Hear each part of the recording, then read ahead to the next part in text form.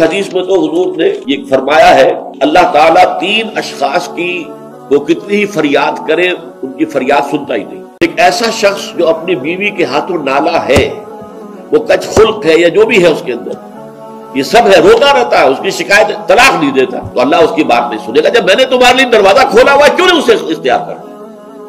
اللہ تعالیٰ جو ہے اس کے لیے بھی ہو سکتا ہے بہتر شکل پیدا کر دے، تمہارے بعد اللہ اسے کوئی بہتر شوہر جو اس کے ساتھ موافقت رکھنے والا ہوا اللہ اسے عطا کر دے، تمہیں بھی عطا کر دے۔ اسی طریقے سے ایک شخص ہے جو قرض دیتا ہے، نہ تحریر لیتا ہے نہ جو ہے اس کے اوپر گواہی کرتا ہے، بعد میں روتا ہے۔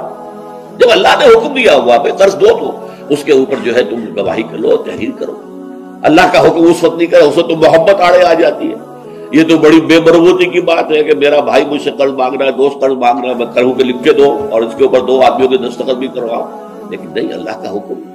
اب اگر تم نے وہ حکم نہیں مانا اب مت رو، اللہ تعالیٰ تمہاری جو ہے وہ جو بھی تمہاری فریاد نہیں سنے گا۔ یہ میں روایت آپ کو سنا دیتا ہوں۔ وقد روى شعبة عن فراس من الشعبي عن ابی بردہ عن ابی موسیٰ قال ثلاثة يدعون الله فلا يستجيب لهم۔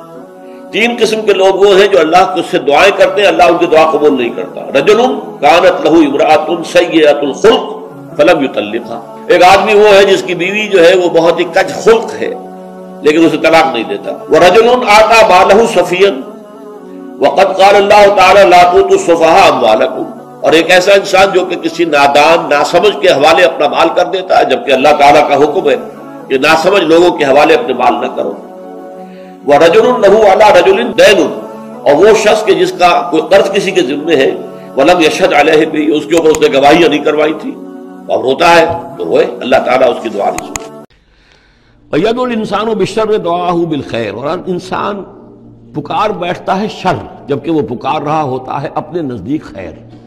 یعنی جب انسان دعا کرتا ہے اللہ یوں کر دے، اسے یہ معلوم نہیں کہ یہ اس کے لیے شر ہے، مانگ رہا ہے، جیسا کہ ہم پڑھ چکے سورہ بقرہ میں عسیٰ ان تکرہوا شیئا وہو خیر لکم، اے اللہ یہ چیز مجھ سے دور کر دے، جو چیز تم ناپسند کرتے ہو حقیقت میں اس میں تمہارا خیر ہے۔ وعسیٰ ان تحبوا شیئا وہو شر لکم، اور ہو سکتا ہے تم کسی شے کو پسند کرو اور اس میں تمہارے لیے شر ہے۔ اللہ یعلم وانتم لا تعلمون، اللہ جانتا ہے تم نہیں جانتے۔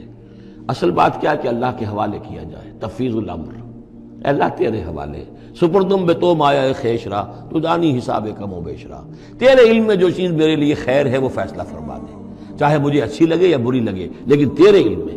اللہم انی استخیرک بعلمک واستقدرک بقدرتک واسألک من فضلک العظیم، میں تو تیری قدرت سے قدرت چاہتا ہوں، تیرے علم سے خیر چاہتا ہوں، مجھے کیا پتا کس شے میں خیر ہے کس میں شر ہے، تو جانتا ہے۔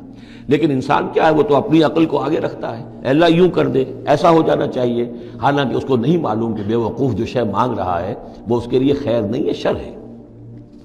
وَيَدْعُو الْإِنسَانُ بِالشَّرِّ دُعَاءَهُ بِالْخَيْرِ، اور انسان مانگ بیٹھتا ہے اپنے لیے شر جبکہ وہ مانگ رہا ہوتا ہے اپنے تئیں، اپنے خیال میں، اپنے ذوق میں خیر۔ وَكَانَ الْإِنسَانُ عَجُولًا، اور انسان بہت جلد باز ہے، اس جلد بازی کی وجہ سے، شارٹ سائٹڈنس کی وجہ سے وہ شر کو خیر، خیر کو شر سمجھ بیٹھتا ہے۔ وَجَعَلْنَا اللَّيْلَ وَالنَّهَارَ آیَتَيْنِ، اور ہم نے رات اور دن کو 2 نشانیاں بنا دیا ہے۔ فَمَحَوْنَا آیَةَ اللَّيْلِ، تو ہم نے رات والی نشانی کو تو تاریک بنا دیا، اسے مٹا دیا، محو کر دیا۔ وَجَعَلْنَا آیَةَ النَّهَارِ مُبْصِرَةً، اور دن والی نشانی کو ہم نے سجھانے والی بنا دیا، روشن کر دیا۔ لِتَبْتَغُوا فَضْلًا مِّن رَبِّكُمْ، تاکہ اس روشنی کے اندر تم اپنے رب کا فضل تلاش کرو، تمہاری جو معاشی جد و جہد ہے اس کے لیے بھاگ دوڑ کر سکو۔ وَلِتَعْلَمُوا عَدَدَ السِّنِينَ وَالْحِسَابَ، اور دن اور یہ رات کا جو فرق ہے اور تفاوت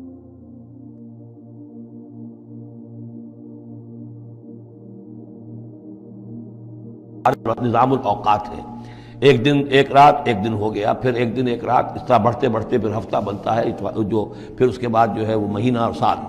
وَكُلَّ شَيْءٍ فَصَّلْنَاهُ تَفْصِيلًا، اور ہم نے ہر چیز کو پوری طرح کھول کھول کر بیان کر دیا ہے۔